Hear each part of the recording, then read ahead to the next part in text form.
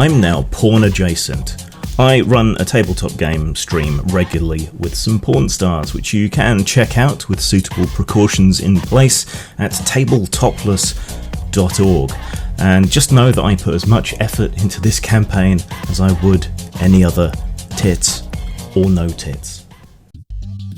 Hello lovelies, and thanks to whoever got me the new hat. I know Warnstar hats are very expensive, so thank you very much. I can finally do that Gungrave cosplay I always wanted to do. Today we are going to be looking at Broodmother Skyfortress, which is another obscure blag from my gaming shelves. I think I got this for free, I can't remember, but as the review goes on I think you're going to see that that doesn't particularly matter. So this is primarily produced for Lamentations of the Flame Princess, which is an old school game. I find that I'm being called an old school designer lately. I'm not entirely sure why, because I fall somewhere between the two camps. I can see the value and I love the creativity that you see, ironically, in the old school community, but I do also appreciate narrative mechanics and story-driven games, just not to the extent of, say, vanilla powered by the apocalypse. Right? So I fall somewhere in the middle, and this is primarily a very old school dungeon mini campaign setting. It has implications, is what I'm saying. Now, I'm not hugely enamoured of this book. It is very well produced. All Lamentation stuff tends to be very well produced, even overproduced, you might say. It's hardback, which is kind of odd to me. Adventures are mostly kind of throwaway. Right, you play through them once, you maybe steal a few ideas out of them, and then they're not used again. It's kind of like when you complete a computer game, unless you're really, really into it, you don't play it again and again and again. And so it is with adventures. You need a whole new group, really, to appreciate an adventure again. There is some added value in some more sort of general ideas and concepts in here, but I don't think it justifies the overall cover price and the weight and the shipping of having it hardback. Definitely should have been softback and probably could have excised a ton of material. So the value for money thing is part of an issue here. Also, this somehow manages to combine the relative inaccessibility of truly gonzo settings with a certain amount of pretentious fart huffing that you typically see in indie games. I don't mean to be insulting in saying that, just something in the presentation struck me as kind of the worst of both worlds. Your mileage may of course vary, and I may be in that mindset because I just finished playing Death Stranding, which is somewhat pretentious but doesn't rub your face in it all the time, and I'm in the middle of playing The Last of Us 2, which is pretentious and does rub your face in it all the time. And also I'm coming off having read and reviewed Chult and watching a few streams of people playing around in Chult, Venger's completely gonzo OSR setting, so that may be influencing what I think about this.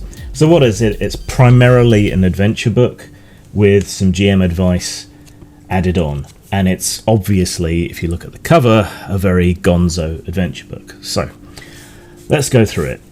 Front and back, you get some very nice maps, much like in Carcosa, you get some very nice maps. So you get an overall map, and then you get one of the fortress itself in there. The whole style is very Kirbyesque, and that comes through in a lot of the interior illustrations, which are kind of mock-ups of old comic book illustrations and have lots of Kirbyesque flourishes and so on.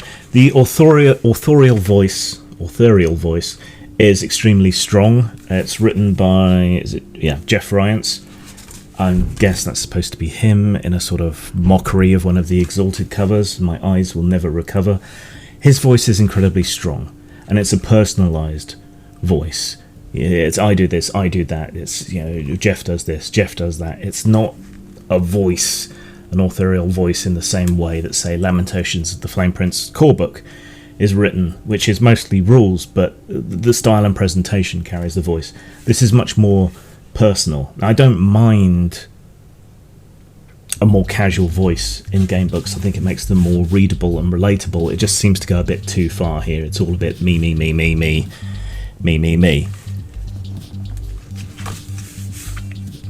So the idea is that this fortress just kind of shows up in whatever campaign you've got ongoing and wreck the place up and have to be dealt with.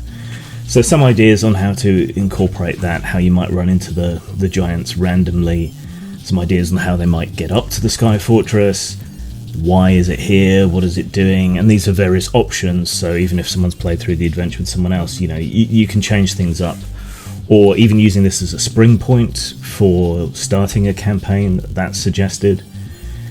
There's stats and suggestions for the giants, which you find throughout the book. There's particular sort of named characters, like the Broodmother Queen, named ones, and they're a bit more complete than most old school monsters are, so it has things like suggestions for special tactics and special rules individuated by the different monsters, which is a problem that a lot of old school games have. I think there's a lot of sort of post hoc interpretation of what's happened, what a character's done. Something I've run into in my Dragon Warriors campaign is you just kind of roll to hit, roll to penetrate armor, roll to do damage, and there's a lot of pressure on me as the GM to interpret and add flourishes to all of that. So this does add a bit of variety to the monsters, not necessarily enough, really, but it does go beyond your typical OSR game in describing them. But you can't really get away from the fact that they are basically elephant, shark, centaur hybrids. It's just one of those things like owlbears that just seems to have been thrown together for no readily explicable reason other than it looks cool. Now the rule of cool is fine, but I think you need a bit more behind it. And while there are discussions and descriptions of various sources of where these sharkophant centaur giants came from, it's still pretty sparse. So like you could interpret them as aliens or gods or all manner of other things. Right, so moving on. Options about who built it and why, what the things are, where they come from. See what I mean about the Kirbyesque stuff?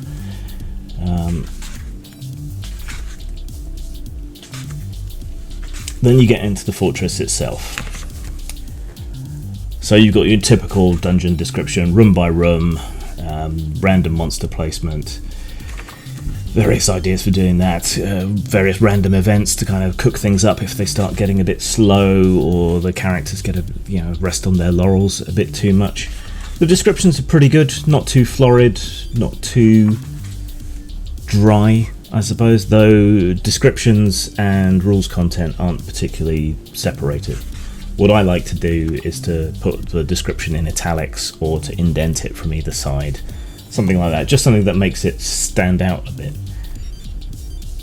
And I do think descriptions are important. A lot depends on your GM. Some people, when they're reading out text, it comes out as a very monotonous sort of, this is how I talk when I'm reading sort of thing. You need someone who's able to give it a bit of flourish, but leaving it entirely up to the GM to make up the description of the place whole cloth out of a drier object by object description doesn't necessarily work so well.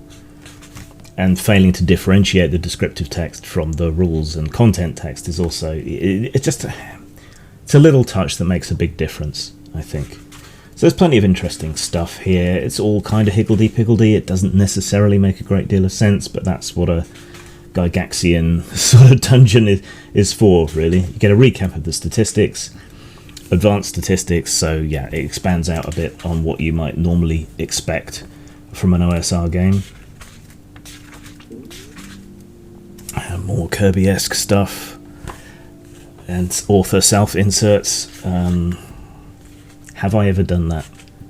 Gore, yeah, I did a self-insert in Gore, but it's only descriptive text and not very much and not particularly flattering. So I don't know, that offends my Britishness somehow. Then there's a bunch of rules in the end that can be used for just about any game, which makes it more useful. This is probably the most useful part of the book. as opposed to the adventure. That's more than I thought. It's about half, I guess. So, character motivations, there's a big table for that, which is useful if you're stuck. Treasure map destinations, which can be useful. Events resulting from carousing, going out drinking. Specific ones for a specific inn. How dungeons might be resettled and reused, and who might be living there now. That's something that I don't think people think enough about. Particularly in games where adventurers are a normality. Right, once you've cleared out a dungeon, there's only so many dungeons, so if adventuring is a career that goes on and on, what happens to these dungeons? Who has settled them over time? That might be an interesting thing to explore. A dungeon that's been cleared out and then resettled over and over again, with each new race or whatever adding something new to the dungeon. Might be worth investigating as a way of putting together a dungeon. A basic thing about Jeff's vision of what the old school is, what it's about, how it works, advice on wandering monsters and exploration. It's to a cynical, hard-bitten, long-time GM like me, it's nothing really new here, but there are a few good ideas. But if you're newer to gaming, I think you'll get a lot of value out of this section. One thing old school games suffer from is a sensation on the part of the people who are playing magic using characters that they're just not especially useful. Clerics can kind of hold their own in a fight, and they can heal even at very basic levels, which makes them useful and gives them survivability. But at least to start with, magic users are pretty much all glass cannons. So there's an interesting section here talking about the awesome power of very low level spells and how Jeff interprets some of those spells. And yeah, that works. That's an interesting thing, and something you could probably hand out to mage players at the start of a campaign to encourage them that, okay, you're going to start out weak and fragile. You're going to die pretty easily if you're not careful. But, even at this level, you can do things. Ideas about items, alternatives to strength and dexterity, henchmen and hirelings, which is something that doesn't get covered often enough, I think. That's something I ran into recently with Dragon Warriors, which does have some rules, but I didn't actually know what they were when people went hiring people. So yeah, that was interesting. How to make your players feel awesome and act awesome. Some additional sort of spell ideas, grimoires and magical books. That's all good and interesting. There's quite a lot of that. And then that's the end of the book, pretty much. So you've got a setting which is a bit too gonzo for me, I think. But with the idea, the pretense that it's just going to be able to drop into any campaign. It's just too weird outside of something like Carcosa, I think, or something that's already geared towards nonsense. Something like one of the Gamma World clones, something like that. The latter half of the book, much more useful, much more generally useful. It's almost a shame that it's coupled with the adventure. The authorial voice, it's a matter of taste, but for me it felt far too self-referential, self-indulgent, and almost pretentious in some points in its kind of earnest Stan Lee letters page sort of style. It just didn't appeal to me particularly. So, what are we going to give this? Well, in terms of style, it's a very nice book. It's very well illustrated. I love the Kirbyesque illustrations, even though most of them are character inserts. So I think I have to give it a 5 for style, because they really went all out and committed to it. In terms of substance, I don't find the adventure that useful. The notes in the back are going to be useful to relatively new or sort of mid-range experience Dungeon Masters, Games Masters. But I don't think I can give it above a 3 in terms of substance. I don't think much of the adventure or the creatures associated with the adventure are going to be that useful. There's a few bits and pieces that are useful. The latter half is a hell of a lot more useful, and that's where you're going to get the value out of the content. So 3. So 5 out of 5 for style, 3 out of 5 for substance. That makes 8, which we then divide in half, giving us a 4 out of 5 overall score. But only if you're really sure you're going to get the value out of it, or you really appreciate a well-made, well-crafted, well-illustrated book, because the adventure part itself, not actually worth much. Zang. Postmortem Studios, role-playing games, and a lot more to die for. Post-mort.com.